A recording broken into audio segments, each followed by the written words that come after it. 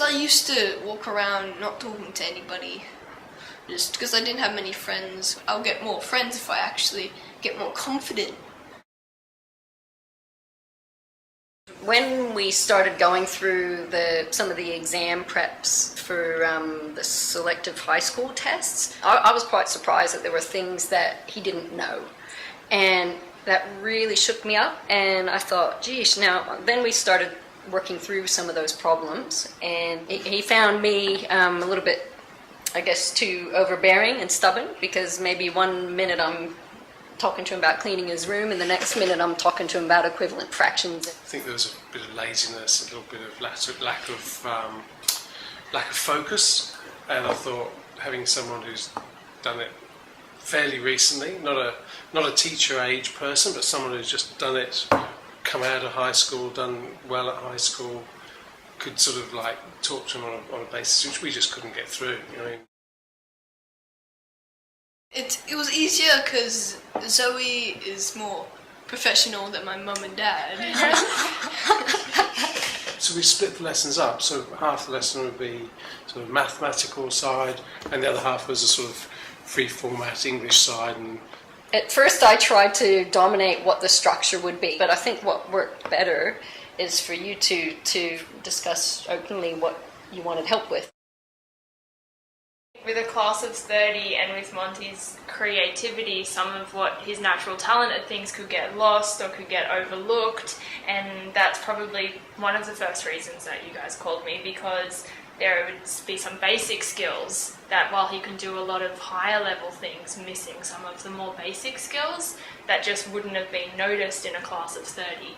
So it was really good to be able to have one-on-one and get the kind of creativity that he likes to learn by in as well.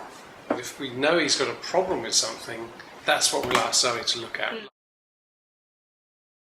And we asked Zoe to help him with exam technique. So how to sit down and do an exam, go from, you've got 40 minutes to fill in all these questions, how do you do it? We worked a lot on timing and a lot on excluding obviously wrong answers. So especially in a multiple choice test, that you can usually cut it down by about 50% anyway. But Monty definitely went from only finishing about half a test in the hour allocated to being able to finish almost all of it.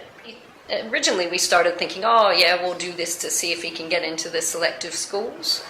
He took the exam, but and he actually got an offer for a selective school. I think it's given you confidence about, just liking to learn new things, Well, what I did is I wrote down what I was trying to make, like the main points of what I wanted, and then Zoe helped me put it onto the cards, exactly what would help me. And they sort of learnt how to better structure it. And so they had these great ideas, but they were all coming out randomly and they weren't structured. And Zoe sort of put structure in that. So when it came to him coming to his prefect speech, it came out a lot better than it would have done before he'd had that recent sort of training. It's like the kindy kids and up to year 3, I think. We're coming up to you after your speech and giving you a high five. So whatever you did, it was authentic, Like, some days I'm just a normal year 6 guy, and then some days there's important days where I have to sit up the front of the whole school speaking, which at least I have learned how to speak. I got this extra pin. You get a prefect pin when you start, and I got to saw lots of leadership people, like some famous people like Andy Griffiths, the famous author. So you developed a lot when it came to structuring like your persuasive writing. Yeah, a lot more confident, because I think once before I did it, I was so scared to do it. I didn't want to do it at all. And it's definitely shown in today at the presentation day for year 6. He received the award in his class. Yeah, today was his presentation day, so we did that today.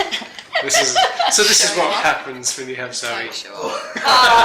Please.